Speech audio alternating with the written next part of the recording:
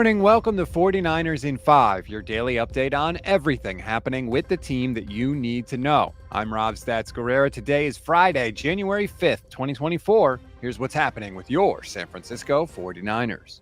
We'll get to Brock Purdy explaining how the decision to sit him this week came to be. But first, we begin, as we always do, with the injury report. Niners got a little bit of good news yesterday. We'll start with the players that did not participate. Eric Armstead, Christian McCaffrey, Ross Dwelly, Ambry Thomas, Tashawn Gibson, and Jair Brown. You'll notice a couple names were not in that list compared to Thursday. Juwan Jennings is still working his way through the concussion protocol. John Feliciano is now limited, and Elijah Mitchell was limited, which is a step up from where they were earlier in the week. And Jalen Moore practiced in full, which is obviously fantastic news and hopefully means Trent Williams can get some rest this week. Now, to the audio portion of the show. Brock Purdy met with the media and explained how the decision to sit him against the Rams went down.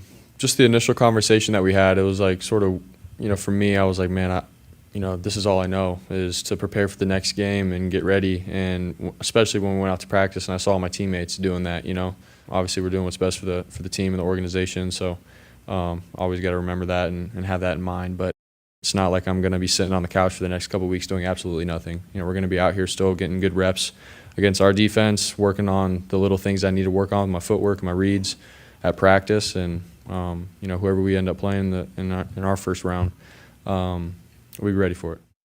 The more I think about it, the more I think Kyle Shanahan was just not going to let the reason his team doesn't get where he thinks they should be an injury to the quarterback position. He's going to protect against that at all costs because of what we saw in the NFC Championship game, and I get it. Look, why take the risk if you're Kyle, right? If you think Brock can get you a Super Bowl, there is no reason to play him this week. Even if he might be a little rusty because of the long layoff, it's worth it to eliminate that risk. One more for you now. Speaking of Trent Williams, Chris Forster is a godsend for someone like me because every time he speaks, he says something interesting. Listen to this story he told about Trent Williams in the preseason. We're scrimmaging against the Raiders, and he's getting bull rushed a little bit.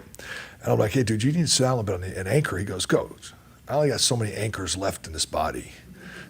He said, so I ain't going to waste them all in training camp against the Raiders. I'm going to save them for the season. And I said, understood, big fella, and so he does the best he can. But it's right. It's one of the reasons he's been able to play as long as he has is not every rep is a, full, he understands the big picture. Pure gold, Chris, pure gold. Thank you. And shout out to you, Trent Williams, for knowing you're right. There are only so many anchors you have left. Save them for when it really matters.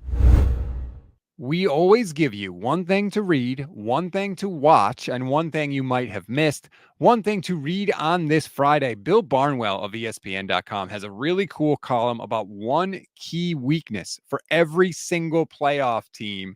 He gives you a bunch of info on it and the team that represents the worst matchup based on that weakness. It's a really cool article. It's a good chance to learn something about the other teams in the NFC and the NFL playoffs. If you want to read it, just click the link in the description of this episode. One thing to watch, you've heard me talk about it before, JT O'Sullivan's quarterback breakdowns at DQB School on YouTube.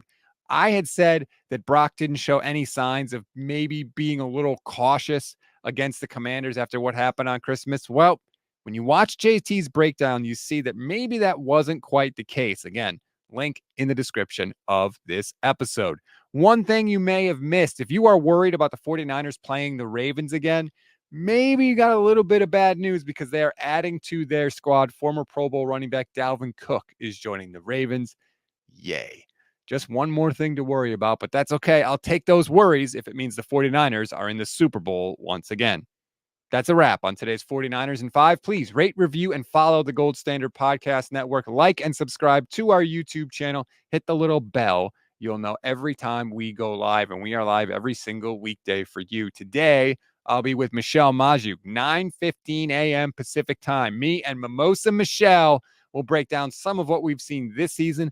We'll check in on some of our early season predictions and see how we did there. And, of course, look ahead to what the potential matchups could be for the 49ers in the playoffs.